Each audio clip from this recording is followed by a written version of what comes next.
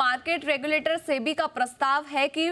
Client या brokers का जो पैसा सेटलमेंट के लिए क्लियरिंग कॉरपोरेशन के पास नगद में जाता है, उस पर मिलने वाले ब्याज या उससे होने वाली कमाई को ब्रोकर्स और क्लाइंट को साझा किया जाए। जी बिजनेस ने इस साल मार्च में बताया था कि सेबी ऐसे प्रस्ताव पर विचार कर रही है। पूरी खबर समझ लेते हैं ब्रजेश कुमार जी से। ब्रजेश जी, बताएं आखिर क्या है सेबी का ये विचार?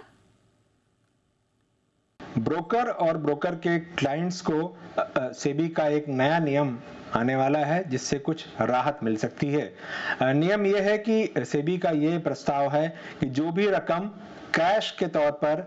ब्रोकर जमा करते हैं, यानी क्लियरिंग वाले ब्रोकर क्लियरिंग कॉरपोरेशन के पास, या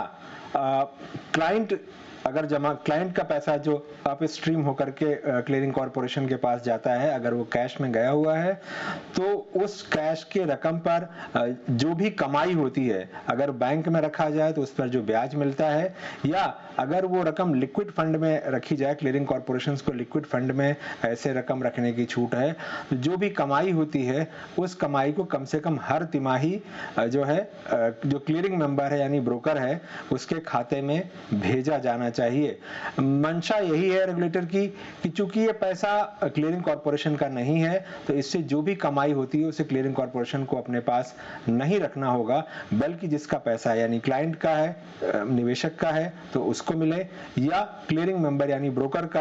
का है तो उसको मिले। हालांकि कुछ मामलों में अपवाद भी होगा, जैसे कि जो क्लियरिंग मेंबर क्लियरिंग कॉरपोरेशन के पास मेंबरशिप लेने के लिए जो रकम डिपॉजिट करनी होती है, उनको अगर वैसी कोई डिपॉजिट है तो उस पर उन्हें कोई भी ब्याज नहीं मिलेगा। साथ ही अगर ऐसा कोई मामला है जहां पर क्लाइंट या क्लियरिंग मेंबर यानी ब्रोकर को क्लियरिंग कॉरपोरेशन को पैसे देने हैं, कोई बकाया है, तो उन मामलों में भी ब्याज नहीं मिलेगा। सेबी ने इस मामले पर सभी पक्षों की राय मांगी है और जल्दी ही इसको एक अंतिम नियम के तौर पर आता हुआ देखा जाएगा। जी बिजनेस ने इसकी खबर इसी साल मार्च में ही बता दी थी कि सेबी इस तरह के एक प्रस्ताव पर विचार कर रहा है। सेबी का यह मानना है कि चूंकि यह पैसा क्लियरिंग कॉरपोरेशन का नहीं है, इसलिए जिसका पैसा है उसको ही इस पैसे का लाभ मिलना चाहिए।